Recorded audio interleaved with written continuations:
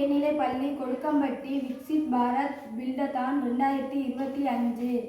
இயற்கை வளங்களை அழிக்காமலும் எதிர்கால சந்ததியினரின் தேவைகளை பாதிக்காமலும் இன்றைய வளர்ச்சியை அடைவதே நிலையான வளர்ச்சி அல்லது வளங்குன்றா வளர்ச்சி ஆகும்.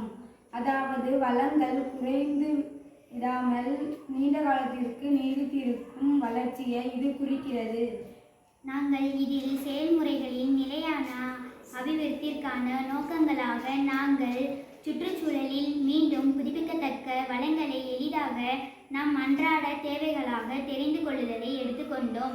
அதில் உணவு உற்பத்தி, மரபு சாரா எரிபொருள் உற்பத்தி, சுயசார்பு ஆற்றல் உற்பத்தி போன்றவைகளை நமக்கு நாமே உற்பத்தி செய்து கொள்ளுதல் மூலம் தன்னிறைவினை அடைதல், வீட்டு மாடித்தோட்டம் அமைத்து பராமரித்தல், இதன் மூலம் அன்றாட சமைப்பதற்கான காய்கறிகளை பெறுதல், மண்ணில்லா விவசாயம், வீட்டு கழிவுகளை கொண்ட இயற்கை உர விவசாயம், சொட்டு நீர் பாசன முறை, இதனால் குறைவான நீர் பயன்பாட்டின் மூலம் தாவரங்களை வளர்த்தல், சொந்தமான மின்சாரத்தை இயற்கை ஆற்றலை கொண்டு உற்பத்தி செய்தல், சூரிய ஒளியின் மூலம், காற்றாலைகளை மூலம் மற்றும் தண்ணீர் மூலமும் நமக்கு தேவையான மின்சாரத்தை நாமே உற்பத்தி செய்து கொள்ள இயலும்.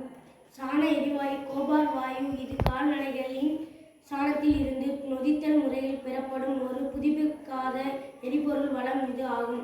இவ்வாயு உயிர்வாயு என்று அழைக்கப்படுகிறது. இயற்கையான எரிவாயு ஆகும். பசுவின் சாணம் மக்கி அழுவதால் இவ்வாயு கிடைக்கிறது. இவ்வாயு சாண எரிவாயு காலனின் மூலம் நம்மால் எளிதில் ஆண்டு முழுவதும் உற்பத்தி செய்தல் கொள்ள முடியும். நன்றி.